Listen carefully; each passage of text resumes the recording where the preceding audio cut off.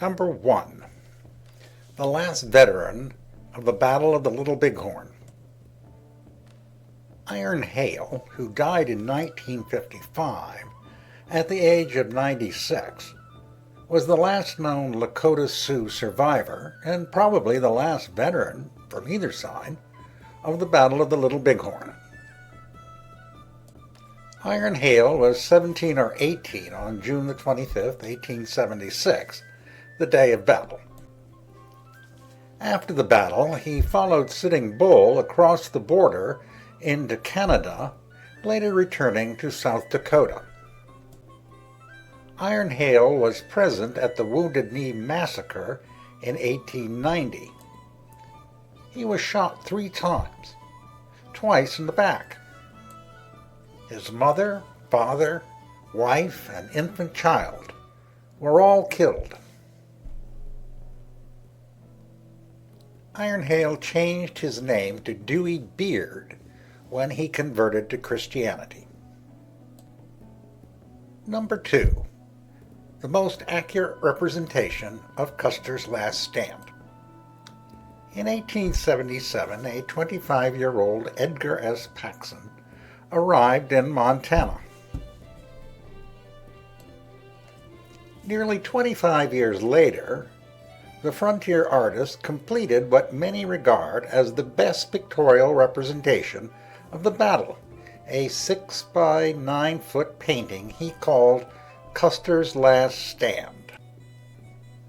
The artist spent 20 years researching and 8 years painting the monumental work, interviewing nearly 100 men on both sides, including the Sioux chief Gall. From these interviews, Paxson, in his effort to achieve historical accuracy, made detailed journals about the equipment, attire, and physical location of each man on the battlefield. Upon completion, the painting went on a tour around America with an admission price of 25 cents. The painting now resides at the Buffalo Bill Center of the West in Cody, Wyoming. Number 3.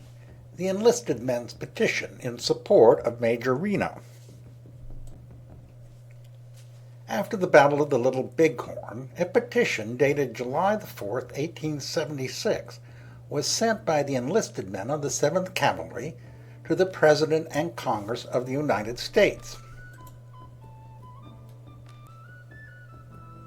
We, the enlisted men, the survivors of the battle on the heights of Little Bighorn River on the 25th and 26th of June, 1876, of the 7th Regiment of Cavalry, who subscribe our names to this petition, most earnestly solicit the President and representatives of our country that the vacancies among the commissioned officers of our regiment, made by the slaughter of our brave, heroic, and now lamented Lieutenant Colonel George A. Custer, and the other noble dead commissioned officers of our regiment who fell close by him on the bloody field, garring the savage demons to the last, be filled by the officers of the regiment only.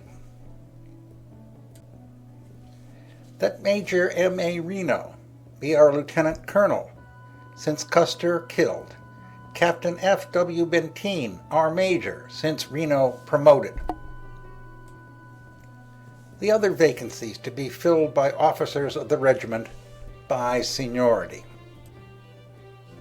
Your petitioners know this to be contrary to the established rule of promotion, but prayerfully solicit a deviation from the usual rule in this case, as it will be conferring a bravely fought for and justly merited promotion on officers who, by their bravery, coolness, and decision on the 25th and 26th of June, 1876, saved the lives of every man now living of the 7th Cavalry who participated in the battle, one of the most bloody on record, and one that would have ended with the loss of life of every officer and enlisted man on the field, only for the position taken by Major Reno, which we held with bitter tenacity against fearful odds to the last.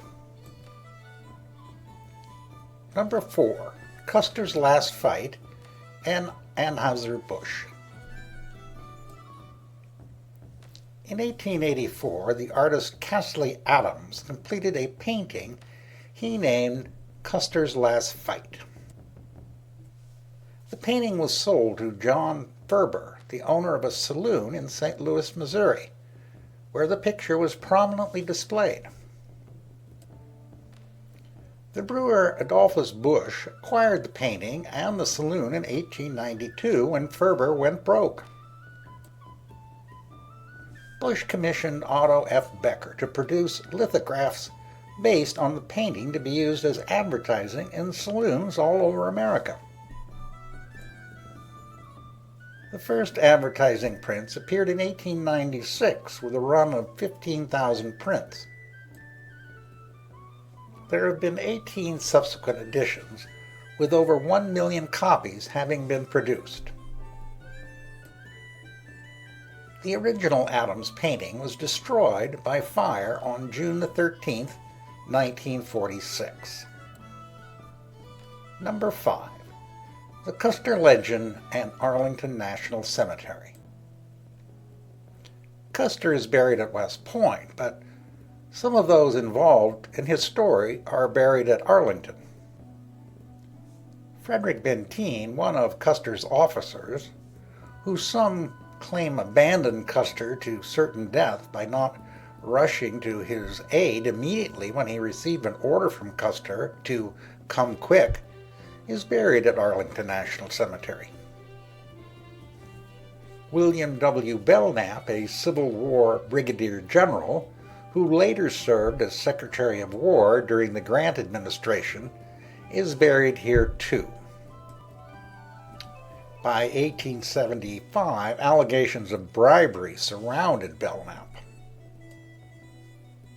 George Armstrong Custer was called to testify before Congress in the matter. Custer accused President Grant's brother and Secretary of War Belknap of corruption. Belknap was impeached and sent to the Senate for trial.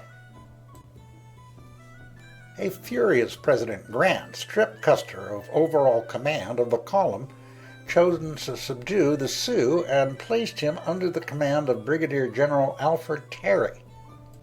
Custer lost his life trying to regain his career.